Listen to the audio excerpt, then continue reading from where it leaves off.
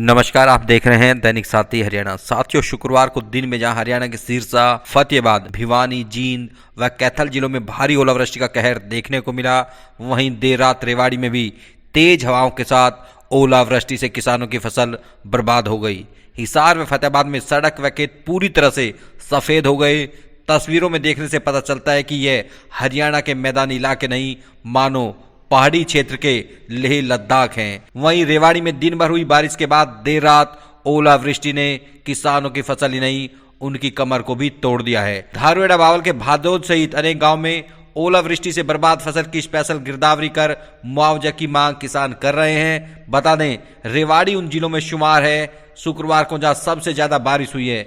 झज्जर में जहां सबसे ज्यादा 47 मिलीमीटर बारिश का आंकड़ा दर्ज किया गया है, वहीं सोनीपत में 29 व रेवाड़ी में यह आंकड़ा 28.9 मिलीमीटर का है। अर्थात हरियाणा में तीसरे नंबर पर रेवाड़ी में सबसे ज्यादा बारिश हुई है। शुक्रवार दिन में हल्की बारिश जहां सरसों की फसल के लिए सोना मानी जा रही थी, वहीं अब ओलावृष्टि से सरसों की फसल में भारी नुकसान ने किसानों की चिंता को बढ़ा दिया है। मौसम वैज्ञानिकों की माने तो शनिवार को भी बारिश की आशंका बनी हुई है। वहीं रविवार से घना कोहरा छा सकता है। वहीं अगले कुछ दिनों में शीतलहर चल सकती है। यूं कहें तो नए वर्ष 2025 की शुरुआत हरियाणा में कड़ाके की ठंड से होने वाली है। अब आपको दिखाते हैं रेवाड़ी में ओलावृष्टि के बाद किसानों ने क्या कहा और क्या मांग की। वहीं कृषि विभाग का क्या कहना है।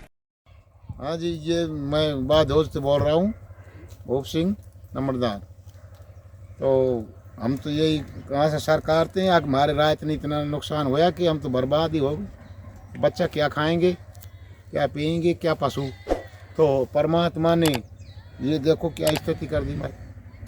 तो इसलिए हाथ जोड़ के सरकार थे और सबसे रिक्वेस्ट है कि हमारा भी कुछ वो ध्यान करें और हमने मुआवजा भी मिलना चाहिए। नाम अनिल कुमार है और मैं ग्राम बादोज, तहसील बावल का निवासी हूँ।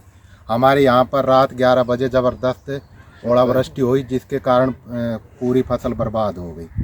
तो हम सरकार से यही विनती करना चाहेंगे कि हमें इसका 100% मुआवजा मिले। सरसों की फसल और गेहूं में दोनों में नुकसान, पूरा नुकसान है 100%। हमने पहले पूर्वानुमान में बताया भी था विक्षोभ और पश्चिम विक्षोभ जो कि ज़्यादा प्रभावी रहेगा, उसी का परिणाम स्वरूप आज सुबह से लगातार जो है बरसात हो रही है और इस बरसात के आगे आज पूरे दिन रहने की संभावना है और आज के बाद में मौसम के साफ होने की संभावना है। तो इससे जो खास तौर से जो रात्रि तापमान था, न्यूनतम तापमान, वो जो न्यूनतम तापमान चल रहा था 4 से 5 डिग्री के आसपास, उस तापमान में बढ़ोतरी होगी और जो दिन का तापमान, जो धूप निकल रही थी, दिन का तापमान ज़्यादा चल रहा था 18-20 डिग्री सेल्सियस के आसपास, उस तापमान में गिरावट आएगी। तो दिन और रात्रि तापमान में जो अंतर ज़्यादा था वो कम होगा और फसलों के लिए लाभदायक भी है, क्योंकि उस कंडीशन में जब दिन में धूप निकल रही थी और तापमान ज़्यादा था और रात्रि में तापमान बहुत कम 4 से 5 डिग्री के आसपास बना हुआ था,